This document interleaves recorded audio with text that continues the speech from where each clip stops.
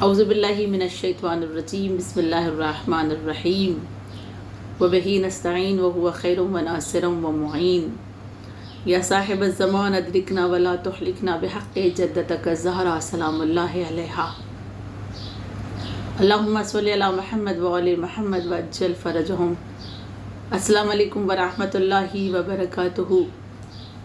ایک بار پھر ہم اللہ کی بارگاہ میں شکر ادا کرتے ہیں کہ اس نے ماہ رمضان میں زندگی عنایت کی ہے اور اپنے گناہوں کی معافی مانگنے کا ہمیں پھر سے ایک بار موقع دیا ہے۔ ہم مسلسل اپنے گناہوں کی معافی اللہ کی بارگاہ میں طلب کر رہے ہیں ان دعاؤں کے وسیلے سے جو دعائیں ہمیں ائمہ نے تعلیم دی ہیں، اور انہی دعاؤں میں سے ایک دعائے ابو حمزہ صومالی ہے۔ آپ یقین کریں کہ جتنے بھی جملے اب تک ہم نے دعائے ابو حمزہ صومالی کے پڑھے، ان جملوں سے اس بات کا اندازہ لگایا جا سکتا ہے کہ یہ جملے صرف وہی ادا کر سکتا ہے جو رب کا عاشق ہو۔ دیکھیں، معاملہ دونوں طرف سے ہے۔ ایک طرف خود اللہ امام سجاد کا عاشق ہے، دوسری طرف سے امام سجاد اللہ کے عاشق ہے۔ یہ عشق کا رشتہ اتنا مضبوط ہے نا امام سجاد کا اللہ سے، کہ یہ دعاؤں کے جملے صرف عاشق ہی بیان کر سکتا ہے۔ اور اس دعا کے ذریعے سے ہم اس بات کو سمجھ سکتے ہیں کہ امام سجاد کتنے بڑے عاشق ہیں اللہ کے۔ اور اگر کوئی امام سجاد کی عاشقی دیکھنا چاہتا ہے تو وہ کربلا کی سرزمین پر دیکھے، وہ راہ شام و کوفہ کے بازار میں دیکھے کہ کس طرح سے امام سجاد نے اللہ کی حمد و ثنا کی ہے، خداوند کریم کے سجدے کیے ہیں، کن حالات میں امام سجاد نے پروردگار عالم سے عشق کا رشتہ نبھایا ہے۔ اور وہی امام سجاد عاشقی بھرے جملے ہمیں سکھاتے ہیں تاکہ ہم بھی اللہ کے عاشق بن سکیں اور خدا کی بارگاہ میں جا کر اپنے گناہوں کی معافی طلب کر سکیں۔ وہ پروردگار عالم کہ جس کے لیے بعض احادیث میں یہ جملے آئے ہیں کہ اللہ بعض اوقات اپنے بندے کو گناہ سے روکنے کے لیے اس کے گناہ کے راستے میں رکاوٹ پیدا کرتا ہے۔ مثلاً بندہ جب گناہ کا ارادہ کرتا ہے، خدا اسے بیمار کر دیتا ہے، اسے بخار دے دیتا ہے تاکہ وہ گناہ کے راستے میں نہ جائے۔ کتنا عشق ہے خدا کو اپنے بندے سے اللہ۔ اور بعض اوقات اللہ جو ہے وہ اپنے سن رسیدہ بندے سے، جس کی ایج ہو گئی ہے، مثلاً 40-50 سال کا وہ ہو گیا اور اس سے کوئی گناہ ہوتا ہے، تو حدیث قدسی کے جملے کہ اللہ اپنے اس بندے سے کہتا ہے کہ میرے بندے، میں کیسے تجھ پر عذاب نازل کروں کہ تیرے بال سفید ہو گئے، اور تیرے یہ سفید بال دیکھنے کے بعد تجھ پر عذاب کرنے سے مجھے حیا آتی ہے، مگر اے میرے بندے، مجھے تو حیا آتی ہے کہ میں تجھ پر عذاب نازل کروں، تجھے حیا نہیں آتی ہے کہ تو گناہ کرے۔ تو گناہ کرنے میں حیا نہیں کرتا، مگر میں عذاب بھیجنے میں حیا کرتا ہوں۔ یہ ایسا پروردگار عالم ہے، یہ ایسا رب ہے۔ یہی وجہ ہے کہ امام سجاد نے اس دعا کے جملے جہاں پر ہم نے روکے تھے وہ اس طرح سے کہے کہ خدا تو مجھے دھتکار بھی دے گا نا، اگر تب بھی میں تجھ سے امید لگا کے رکھوں گا، تب بھی میں تیرے ساتھ تیرے پاس کھڑا رہوں گا۔ کیوں؟ اس لیے کہ دعا کے اگلے جملے مولا اس طرح سے فرماتے ہیں، بسم اللہ الرحمن الرحیم، کہ خدا تو مجھے دھتکار بھی دے تو میں نہیں جاؤں گا، تجھ سے امید لگائے رکھوں گا، اس لیے کہ مجھے تیرے جود و کرم کا عرفان ہے، اور یہ معلوم ہے کہ تو صاحب اختیار ہے، جس پر چاہے عذاب کر سکتا ہے اور جس پر جس طرح چاہے رحم کر سکتا ہے۔ نہ کوئی تیرے ملک میں مد مقابل ہے، نہ تیرے امر میں کوئی شریک ہے، نہ تیرے حکم کا کوئی مخالف ہے، نہ تیری تدبیر میں کوئی رکاوٹ پیدا کرنے والا ہے۔ خلق و امر سب تیرے ہاتھ میں ہے، اور تو صاحب برکت اور عالمین کا پروردگار عالم ہے۔ کیا کہہ رہے ہیں مولا اس میں؟ کہ خدا کیوں میں تیرے در پر کھڑا رہوں گا، کیوں میں تیرے دھتکارنے پر بھی نہیں جاؤں گا؟ اس لیے کہ مجھے معلوم ہے کہ تو کیسا کریم ہے، مجھے معلوم ہے کہ تو کیسا رحم کرنے والا ہے، مجھے معلوم ہے کہ تو ہی صاحب اختیار ہے، مجھے پتہ ہے کہ تو اپنے بندے سے کتنی محبت کرتا ہے۔ اور پھر مولا آگے فرماتے ہیں دعا میں کہ پروردگار، میری منزل تیری پناہ کی طلبگار ہے، کرم کی امیدوار ہے، احسان کے آشنا اور نعمت کی شناسا کسی ہے۔ تو وہ سخی ہے جس کے یہاں معافی کی کوئی کمی نہیں ہے، اور فضل کا نقص نہیں ہے، اور رحمت کی قلت نہیں ہے۔ ہم تیرے عفو و درگزر، فضل و رحمت کا یقین رکھتے ہیں، اور تو یقیناً ہمارے یقین کو جھوٹا نہیں کرے گا اور ہماری امید کو نا امید نہیں کرے گا۔ اے کریم، تیرے بارے میں یہ بدگمانی نہیں ہے، ہم تجھ سے بہت امید رکھتے ہیں اور بہت کچھ امید لگائے بیٹھے ہیں۔ ہم نے گناہ کیا ہے اور ہمیں پردہ پوشی کی امید ہے، تجھے پکارا ہے، تیرے سن لینے کا یقین ہے، ہماری امید کو پورا فرما۔ ہم خدا سے کہہ رہے ہیں، خدا ہم جانتے ہیں کہ تو ہمارے یقین کو جھوٹا ثابت نہیں کرے گا، ہم نے تجھ پر یقین کیا ہے اور تو ہمارے یقین کی لاج رکھنے والا ہے، ہماری امید کی لاج رکھنے والا ہے۔ کیوں ہم یہ کہہ رہے ہیں؟ اس لیے کہ اس نے دنیا میں ہمیں بار بار یہ بتایا ہے کہ وہ ہماری امید کو پورا کرتا ہے۔ کتنی بار ایسا ہوتا ہے، اللہ وفا کرتا ہے، بدلے میں ہم جفا کرتے ہیں، ہم گناہ کرتے ہیں، اور پھر بھی وہ اپنی نعمتیں ہمیں دے دے کر اپنی محبت کا اظہار کرتا ہے۔ کتنی بار ایسا ہوتا ہے کہ ہم گناہ کرتے چلے جا رہے ہیں اور وہ نعمتیں دیتا چلا جا رہا ہے، اور نعمتیں دے دے کر وہ ہمیں بتاتا ہے کہ میرے بندے، میں تجھ سے پیار کرتا ہوں، میں تجھ سے پیار کرتا ہوں۔ اسی لیے تو یہ جملے ہیں نا کہ اللہ تو بالکل ویسا ہے جیسا ہم چاہتے ہیں، ہمیں ویسا بنا دے جیسا تو چاہتا ہے۔ اس قدر محبت ہے اللہ کو اپنے بندے سے کہ ایک چھوٹا سا جو واقعہ نا امیر المومنین کی زندگی میں جو ملتا ہے وہ دل کو چیر دیتا ہے۔ اللہ کی معرفت جو امام ہم کو کروا رہے ہیں، امیر المومنین نے جو کروائی کہ ایک گناہ گار آتا ہے، مولا بیت المال کا کچھ حساب کر رہے ہیں، سر کو جھکائے ہوئے ہیں۔ وہ گناہ گار آنے کے بعد کہتا ہے، مولا میں نے گناہ کر دیا ہے، میں نے بدعمالی کی ہے، بدفعلی کی ہے، مولا مجھے سزا دے تاکہ میں پاک ہو جاؤں۔ مولا سر نہیں اٹھاتے، سر کو جھکا کر کہتے ہیں، جا، ہو سکتا ہے کوئی خطا ہو گئی ہو تجھ سے، کل دیکھوں گا۔ وہ دوسرے دن پھر آیا، مولا پھر سر جھکائے بیٹھے ہیں، مولا میں آیا ہوں، آپ نے بلایا تھا، مجھ پر حد جاری کرے، مجھے سزا دے تاکہ میں پاک ہو جاؤں۔ مولا پھر سے واپس کر دیتے، سر نہیں اٹھاتے، کہتے جا کل دیکھوں گا۔ معذرت چاہتے ہیں۔ تیسرے دن وہ پھر آتا ہے اور آنے کے بعد کہتا ہے، مولا آپ نے بلایا تھا، میں آ گیا ہوں، مجھ پر حد جاری کرے، مجھے سزا دے تاکہ میں پاک ہو جاؤں۔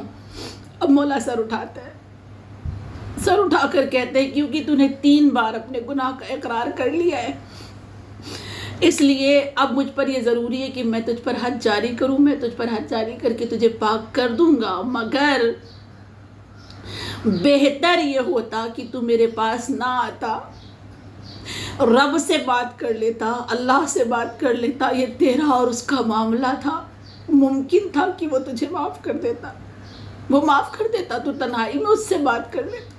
یعنی مولا امیر المومنین کتنی بہترین چیز ہم کو سکھا رہے ہیں کہ اگر کوئی گناہ ہو گیا ہے جس کا کوئی گواہ نہیں ہے، صرف ہم جانتے، اللہ جانتا ہے، تو پھر اس گناہ کے بارے میں صرف اللہ سے بات کر لو، تنہائی میں اس سے معافی مانگ لو، وہ معاف کر دیتا ہے۔ وہ ایسا رب ہے، وہ ایسا کریم ہے، اور ائمہ ہم کو اس رب کی معرفت کروا رہے ہیں، امام سجاد ہمیں اس رب کی معرفت کروا رہے ہیں اس دعا کے ذریعے سے۔ لہذا مولا اب دعا میں آگے فرماتے ہیں کہ پروردگار، ہمیں اپنے اعمال کا تقاضا بھی معلوم ہے، لیکن یہ حقیقت بھی ہے کہ رحمت کے حقدار ہوں یا نہ ہوں تو ضرور رحم کرے گا۔ میں حقدار رہوں نہ رہوں رحم کا، لیکن تو رحم کرنے والا ہے۔ تو اپنے فضل و کرم سے ہم جیسے تمام گناہ گاروں پر مہربانی کرتا ہے، ہمارے اوپر بھی اپنی شان کے مطابق رحم فرما۔ تیری عطا کے محتاج ہیں، اے خدائے غفار، ہم نے تیرے نور سے ہدایت پائی ہے، تیرے فضل کی بدولت مستغنی ہوئے ہیں، تیری نعمتوں میں صبح شام گزار رہے ہیں، اور ہمارے گناہ تیری نظر کے سامنے ہیں، ان کے بارے میں توبہ استغفار کر رہے ہیں۔ تو نعمتیں دے کر ہم سے محبت کرتا ہے اور ہم گناہ کر کے اس کا مقابلہ کرتے ہیں۔ تیرا خیر برابر ہماری طرف آ رہا ہے اور ہمارا شر برابر تیری طرف جا رہا ہے۔ فرشتہ برابر تیری بارگاہ میں ہماری بدعمالیاں تیرے دفتر میں لے کر حاضر ہوتا ہے، لیکن اس کے باوجود تیری نعمتوں میں کمی نہیں آتی، اور تو برابر فضل و کرم کر رہا ہے۔ ہم کیا کہہ رہے ہیں خدا سے کہ تو کیسا فضل و کرم کرنے والا ہے، کہ روزانہ کرامن کاتبین فرشتے لکھنے والے تیری بارگاہ میں ہمارے گناہ پہنچاتے ہیں، لیکن اس کے باوجود بھی تو عطا پہ عطا کرتا چلا جا رہا ہے۔ ایک ہی روایت ہے جو بہت خوبصورت ہے، بار بار ہم لوگ سنتے ہیں، لیکن اس روایت کی شاید ہمیں معرفت نہیں ہے، کہ کرامن کاتبین جب دیکھتے ہیں بندے کو کہ بندے نے نیکی کا ارادہ کیا ہے،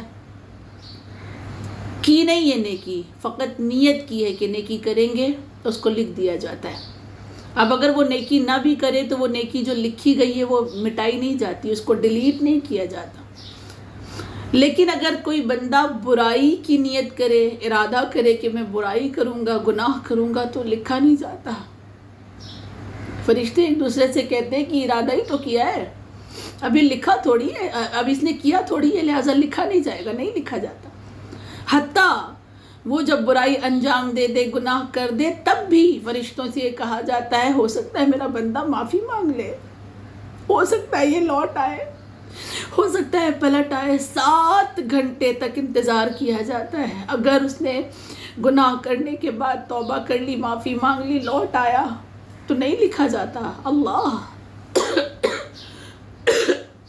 یہ کتنی محبت ہے اللہ کی بندوں کے لیے، کہ نیکی نہ کرنے پر بھی نیکی کی وہ ہمیں جزا دے رہا ہے، گناہ کرنے کے باوجود بھی وہ ہمیں موقع دے رہا ہے، انتظار کر رہا ہے کہ لوٹ آؤ تو میں تمہارے گناہوں کی سزا تمہیں نہیں دوں گا۔ اور وہ تو ایسا ہے کہ پوری زندگی ایک انسان گناہوں میں ملوث رہے، اور اس کے بعد وہ زندگی کی آخری سانسوں میں اللہ سے معافی مانگے، تب بھی اللہ اسے معاف کر دیتا ہے۔ ایک چھوٹا سا واقعہ ہمیں اس بات کو سمجھنے کے لیے مجبور کر دیتا ہے کہ خدا زندگی کے آخری سانس میں بھی معاف کرتا ہے اپنے بندے کو۔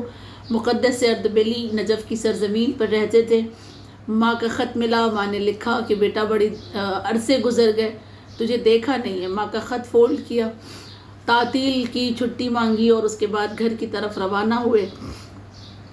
راستے میں چلتے چلتے، کیونکہ وہ دور ایسا تھا کہ بہت زیادہ سواریاں نہیں تھی، فلائٹس وغیرہ نہیں تھی، راستے میں چل کے جایا جاتا تھا، یا تو وہ گھوڑے کی سواری کرتے تھے یا بہت معمولی سی کوئی سواری ہوتی تھی۔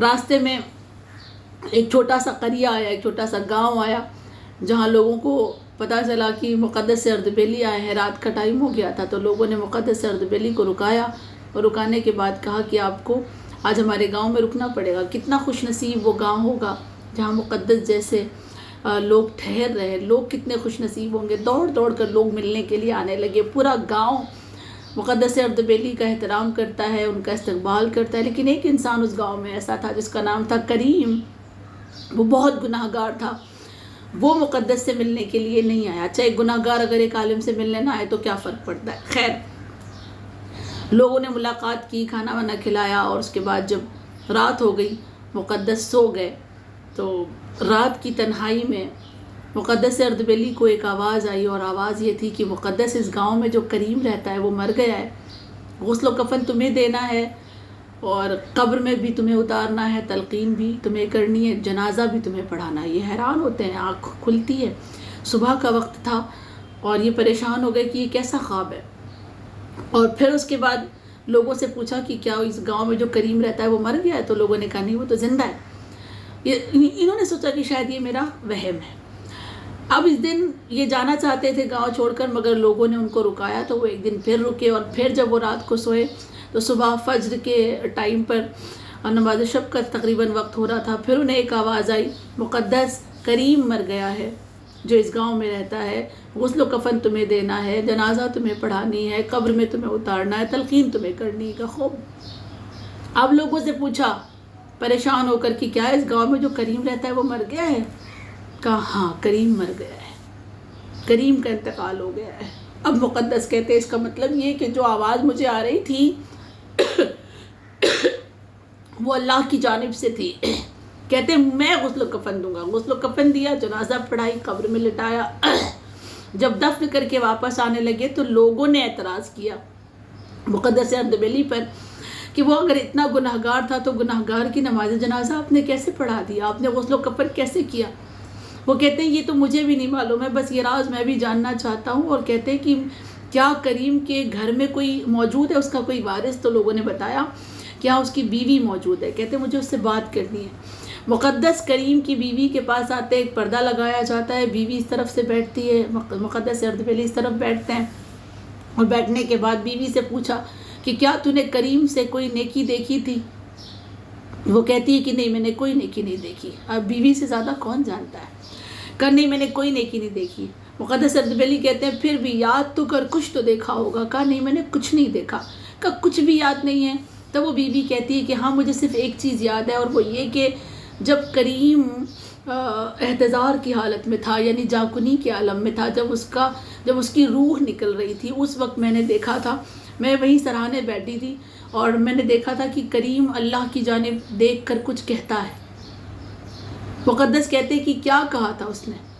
کہ اللہ کی طرف دیکھ کر اس نے کہا تھا خدا اگر تو مقدس کو معاف کر دے تو یہ تیرا کرم تھوڑی ہے، یہ تیرا رحم تھوڑی ہے، اس لیے کہ مقدس تو اس لائق ہے کہ تو اس پر کرم کرے، مقدس تو اس لائق ہے کہ تو کرم کرے، تیرا کرم تو تب ثابت ہوگا جب تو مجھ جیسے گناہگار پہ کرم کرے، تیرا کرم تو اس وقت ثابت ہوگا جب تو مجھ جیسے گناہگار کو معاف کر دے۔ اور اس کے بعد وہ یہ کہتا ہے کہ اے کریم عرش، کریم فرش، تجھے پکارتا ہے تو مجھے آج معاف کر دے، میں اپنے گناہوں پہ شرمندہ ہوں۔ بس یہ کہہ کر اس کی سانس ٹوٹ گئی تھی۔ مقدس کہتے ہیں لوگوں بس وہ اس کا آخری لمحے کا اللہ کی بارگاہ میں گڑ گڑانا، دعا مانگنا، شرمندہ ہونا اس بات کا سبب بنا کہ اللہ نے اسے معاف کر دیا اور مجھے حکم دیا کہ میں اس کی جنازہ پڑھاؤں۔ سبحان اللہ، سبحان اللہ، وہ ایسا رب ہے، وہ ایسا کریم ہے۔ لہٰذا مولا فرماتے ہیں کہ مسلسل تو ہم پر نعمتیں بھیجتا چلا جا رہا ہے، تیرے فضل و کرم میں کوئی کمی نہیں آتی۔ اور اب مولا آگے دعا کے جملے ارشاد فرماتے ہیں کہ اے پاک کو پاکیزہ رب، تجھ جیسا حلیم، عظیم، کریم کون ہے؟ تیرے سب نام پاکیزہ ہیں، تیری ثنا جلیل، تیری نعمتیں بزرگ، تیرے افعال کریمانہ ہیں، تیرا فضل و کرم وسیع ہے، تیرا حلم اور تحمل اس بات سے عظیم تر ہے کہ تو ہمارے افعال کا مقابلہ کرے۔ پروردگار پروردگار پروردگار، میرے مالک ہمیں معاف کر دے، ہمیں بخش دے اور ہماری مغفرت فرما۔ العفو العفو العفو، ہمیں اپنے ذکر میں مشغول رکھ، اپنے عذاب سے محفوظ کر دے، اپنی ناراضگی سے پناہ دے دے، اپنی عطا سے سرفراز فرما، اپنے فضل و کرم کو ہمارے شامل حال کر، ہمیں حج بیت اللہ اور زیارت قبر پیغمبر نصیب فرما کہ تیری صلوات، رحمت، مغفرات اور رضوان ان پر، ان کے اہل طاہرین پر نصیب فرما۔ اللہم صلی علی محمد وعلی محمد وعجل فرجہم۔ کتنی لطافت ہے ان جملوں میں کہ پروردگار عالم کو حلیم کہا، عظیم کہا، کریم کہا، اس کے ناموں کا واسطہ دے کر پہلے اپنے گناہوں کی معافی مانگ رہے ہیں، اور گناہوں کی معافی مانگنے کے بعد ہم اللہ سے یہ کہتے ہیں، مولا نے ہمیں سکھایا کہ اس طرح سے مانگو۔ اپنی معافی مانگنے کے بعد کہتے ہیں کہ پروردگار عالم تو ہمیں حج پہ بلا لے، خدا تو ہمیں نبی کی قبر کی زیارت کروا دے، اللہ ان پر درود نازل فرما۔ یعنی مولا یہاں پہ ہم کو سکھانا چاہ رہے ہیں کہ تمہیں اگر حج کی سعادت چاہیے، تمہیں اگر اللہ کے گھر پر جا کر اس کی زیارت کرنی ہے، اس کا دیدار کرنا ہے، تو پھر تمہیں کیا کرنا ہے؟ پہلے گناہوں سے پاک ہونا ہے، اپنے آپ کو گناہوں سے پاک کروانا ہے، اللہ کی بارگاہ میں معافی مانگنی. اور ہم نے یہاں پہ ہم نے کہا نا کہ اللہ اپنی ناراضگی سے ہمیں پناہ دے دے، خدا کو راضی کرنا ہے. یہ مہینہ ہمیں نصیب ہوا ہے اللہ کو راضی کرنے کا، اپنے گناہوں کی معافی مانگنے کا، جس مہینے میں اللہ نے مغفرت کے دروازے کھولے ہوئے، توبہ کا دروازہ مسلسل کھلا ہوا ہے. خدا بار بار اپنے بندے کو اپنی بارگاہ میں بلاتا ہے، وہ معاف کرنے کے لیے آمادہ ہے، پکار رہا ہے کوئی جو اس مہینے میں مجھ سے توبہ طلب کرے میں توبہ دے دوں گا، ہے کوئی جو اس مہینے میں مجھ سے مغفرت طلب کرے میں اسے مغفرت عطا کروں گا، ہے کوئی جو بخشش مانگے میں بخش دوں گا، ہے کوئی جو نعمتیں مانگے. اپنے تمام دروازوں کو کھول کر وہ ہمیں بلا رہا ہے. اور یہی وجہ ہے کہ اس مہینے میں کہا رات میں بھی اللہ کی بارگاہ میں جاؤ، دن میں بھی اللہ کی بارگاہ میں جاؤ، صبح میں بھی اللہ کی بارگاہ میں جاؤ، بار بار جاؤ، کیونکہ تم اس کے مہمان ہو اور جو مانگو گے وہ تمہیں دے گا. ایک بڑا خوبصورت جملہ آیت اللہ فاطمیہ کا یہ ملا کہ وہ کہتے ہیں کہ اللہ سے سحری میں بھی کہو، افطار میں بھی کہو، دن میں بھی کہو کہ خدا ہمیں نہیں معلوم ہے کہ تیرا مہمان کیسا ہوتا ہے، تیرے مہمان کو کیسا ہونا چاہیے، مگر ہم یہ جانتے ہیں کہ تو بڑا مہمان نواز ہے، تیرے جیسا کوئی مہمان نواز نہیں ہو سکتا. اور پھر اللہ سے ہر وقت کہو خدا اگر ہم تیرے اچھے مہمان نہیں ہیں تو اپنے اس محترم مہمان کے صدقے ہمیں معاف کر دینا کہ جو اس زمین پر تیرے سب سے محترم مہمان ہے. اور وہ محترم مہمان کون ہے؟ امام زمان. بار بار اللہ سے کہو خدا اپنے اس محترم مہمان کے ذریعے تو ہمیں معاف کر دے، ان کے وسیلے سے تو ہمیں معاف کر دے. مولا آگے دعا میں عرض کرتے ہیں خدایا تو قریب ہے، مجیب ہے، ہمیں اطاعت پر عمل کرنے کی توفیق دے، ہمیں شریعت اور اپنے رسول کی سیرت پر اس دنیا سے اٹھانا. یعنی مولا اس دعا میں خاتمہ بالخیر مانگ رہے ہیں اور ہمیں سکھا رہے ہیں کہ اللہ سے جو کچھ مانگنا ہے مانگو، لیکن یہ ضرور مانگنا کہ اللہ ہمیں دین پر اٹھانا، خاتمہ بالخیر کرنا. کہتے ہیں کہ جب ایک موقع ایسا آیا تھا کہ ہر عالم دین سے یہ سوال کیا گیا کہ اگر آپ کو اللہ موقع دے کہ کوئی ایک دعا مانگے اور اللہ کہے کہ وہ ایک دعا آپ کی قبول ہو جائے گی اور صرف ایک دعا مانگنے کی آپ کو اجازت ہے، تو آپ وہ ایک دعا کون سی مانگیں گے؟ تو تقریباً 90% علماء نے یہ جواب دیا تھا کہ ہم اللہ سے اگر ایک دعا مانگنے کا ہمیں موقع ملا تو صرف اتنا مانگیں گے کہ خدا زندگی ایمان پر دیے، خاتمہ ایمان پر کرنا، خاتمہ بالخیر ضروری ہے. پھر اگر خاتمہ بالخیر ہوا ہے خاتمہ ایمان پر ہوا ہے تو پھر یہ باتیں مسئلہ نہیں رکھتی ہیں، معنی نہیں رکھتی ہیں کہ کفن کون سا ملا ہے، قبر کہاں پہ بنی ہے، جنازے میں کتنے لوگ آئے تھے، اس سے کیا فرق پڑتا ہے. اگر خاتمہ بالخیر ایمان پر خاتمہ ہوا ہے تو پھر ان باتوں کا کوئی معنی ہی نہیں ہے، اس پر بحث کی ضرورت ہی نہیں ہے کہ کہاں پر دفن کیے گئے، کون سے دن ان کو موت آئی ہے، کفن کیسا ملا، لوگوں کا ہجوم کتنا تھا، اس سے کوئی فرق نہیں پڑتا. لہذا اللہ سے کہے خدا بند کریم زندگی تو نے ایمان پر دی ہے، خاتمہ ہمارا ایمان پر کرنا. اور مولا پھر آگے فرماتے ہیں، دیکھیں کتنی خوبصورت لطافت ہے آگے کے جملوں میں کہ مولا میں سکھانا چاہ رہے ہیں کہ خود غرض نہ ہو جانا. آگے کے جملے پروردگار ہمیں اور ہمارے والدین کو بخش دے، ان پر اس طرح رحم نازل فرما جس طرح انہوں نے بچپنے میں ہمیں پالا ہے، ان کے احسان کے بدلے احسان اور گناہوں کے بدلے انہیں مغفرت عطا فرما. خدایا زندہ اور مردہ مومنین و مومنات کو بخش دے، ہمارے اور ان کے درمیان خیرات کے ذریعے رابطہ قائم کر دے. خدایا ہمارے زندہ اور مردہ، حاضر اور غائب، مرد اور عورت، صغیر اور کبیر، غلام اور آزاد، سب کی مغفرت فرما کہ کسی کو تیرے برابر قرار دینے والے افراد جھوٹے، گمراہ اور خسارے میں ہیں.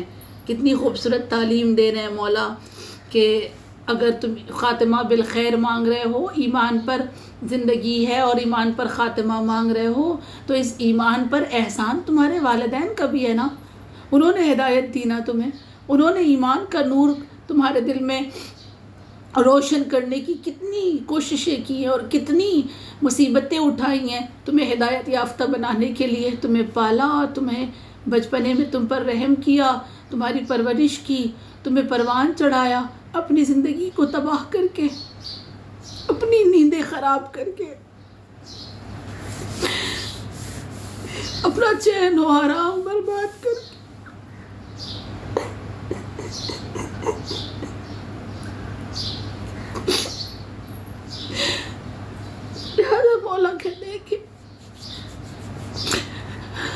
مولا کہہ رہے اپنے والدین کے حق میں دعا کرو،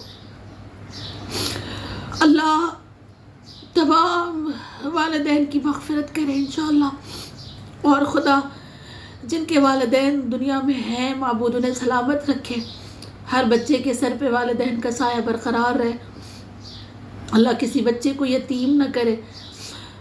معبود حقیقی تیری بارگاہ میں فریاد کرتے ہیں کہ تو ہمارے والدین کے سائے کو باقی رکھنا، جن کے والدین نہیں ہیں، اس بابرکت مہینے کے صدقے تو انہیں درگزر کرنا انشاءاللہ۔ اور پھر مولا فرماتے ہیں کہ نہ صرف یہ کہ والدین بلکہ مومنین اور مومنات جنہوں نے تمہاری خدمت کی ہے، تمہاری مدد کی ہے، تمہارے ساتھ رہے ہیں۔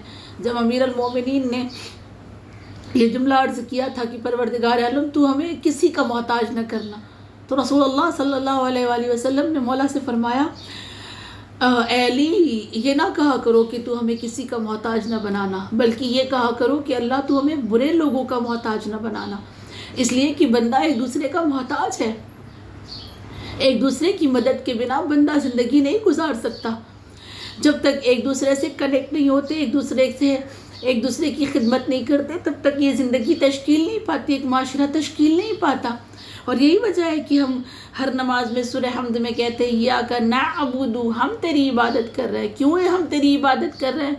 کیونکہ ہم جو کھڑے ہیں نماز میں وہ میں نہیں ہوں، وہ ہم ہیں، کیونکہ ہماری زندگی پہ بہت سارے لوگوں کے احسان ہیں، ہمارے والدین کے احسان ہیں، مومنین کے احسان ہیں، جنہوں نے ہماری زندگی کو باقی رکھنے کے لیے بڑی مشکلیں اٹھائی ہیں، بڑی مصیبتیں اٹھائی ہیں، ہماری کہیں نہ کہیں مدد کی ہے۔ لہٰذا ہم ہر مومن کے حق میں دعا کرتے ہیں۔ مولانا نے ہمیں سکھایا کہ ہر مومن کے حق میں دعا کرو کہ پروردگار عالم دوسروں کے حق میں دعا کرنے کے بدلے تمہیں بہت ساری چیزیں عطا کرتا ہے۔ روایات کے جملے کہ جو کچھ تمہیں اللہ سے چاہیے وہ ساری چیزیں تم دوسروں کے لیے مانگو، جب وہی چیزیں تم دوسروں کے لیے مانگتے ہو اللہ تمہیں وہ سیم چیز عنایت کرتا ہے جو تم نے دوسروں کے حق میں مانگی ہے۔ لہٰذا یہ تعلیم یہاں پر اس دعا میں دی جا رہی ہے، اور خصوصاً والدین کے حق میں دعا کی گئی ہے کہ انہیں کبھی فراموش نہ کرنا۔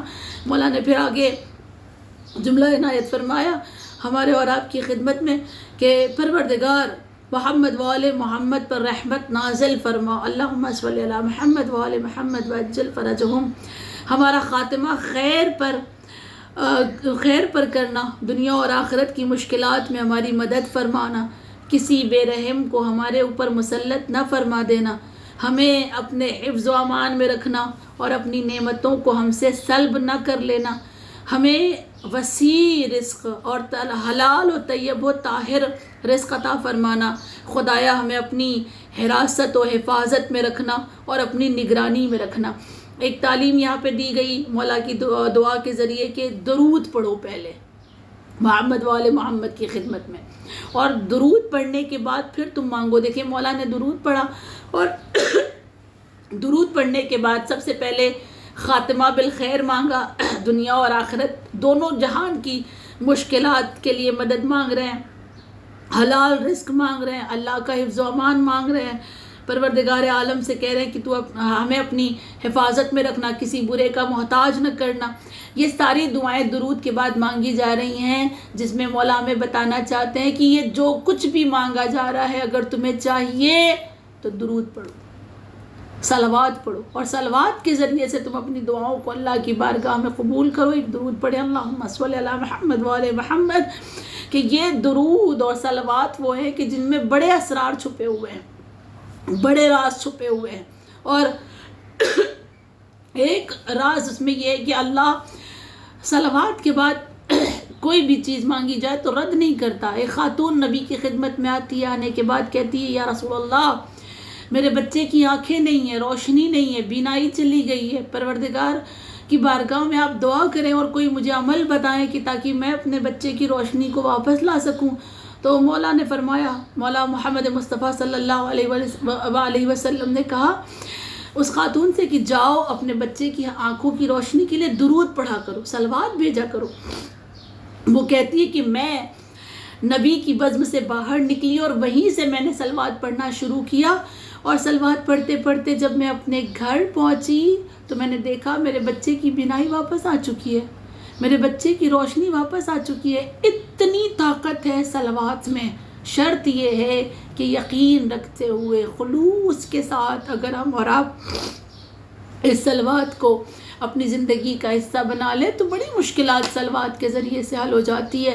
اور مولا اس صلوات کو پڑھنے کے بعد جو بہت ساری چیزیں مانگ رہے ہیں ان میں سے ایک چیز مولا نے جو مانگی ہے وہ حلال رزق ہے، وہ طیب و طاہر رزق ہے. کیوں طیب و طاہر رزق اس مہینے میں مانگا جا رہا ہے؟ کیونکہ یہ مہینہ رب کی معرفت کا مہینہ ہے، یہ مہینہ امام زمان کی معرفت کا مہینہ ہے. اور اگر ہمارے شکم میں اس مہینے میں بھی حرام رزق گیا ہے، حرام غذا گئی ہے، ہم نہیں پہچان سکیں گے، ہم اللہ کی معرفت حاصل نہیں کر سکیں گے، ہم امام زمان کی معرفت حاصل نہیں کر سکیں گے. ہاں دلیل کربلا کی سرزمین ہے. کربلا کی سرزمین پر امام حسین نے لشکر اعداء کی جانب دیکھ کر کیا کہا تھا کہ تم سب جانتے ہو کہ میں کس کا بیٹا ہوں، میں زہرا کا لال ہوں، میں نبی کا نواسا ہوں، میں علی کا بیٹا ہوں، میں حسن کا بھائی ہوں، سب جانتے ہو، لیکن اس کے باوجود تم میرا ساتھ نہیں دے رہے، تم میری طرف نہیں آ رہے کیونکہ تمہارے شکم حرام سے بھرے ہوئے ہیں، معرفت نہیں ہے تمہیں، یہ جانتے تو ہو مگر پہچانتے نہیں ہو، تمہیں معرفت نہیں ہے امامت کی.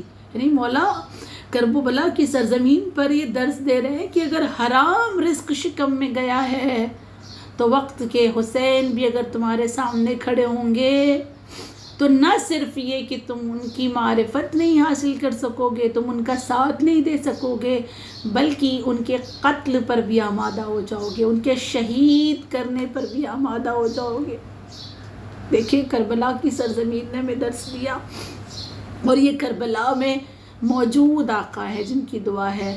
لہٰذا مولا ہمیں سکھا رہے ہیں کہ اس مہینے میں امام زمان کی اگر معرفت چاہیے، اللہ کی معرفت چاہیے، حلال رزق، حلال روز. کسی کا حق اگر سر پر باقی ہے اسے ادا کر،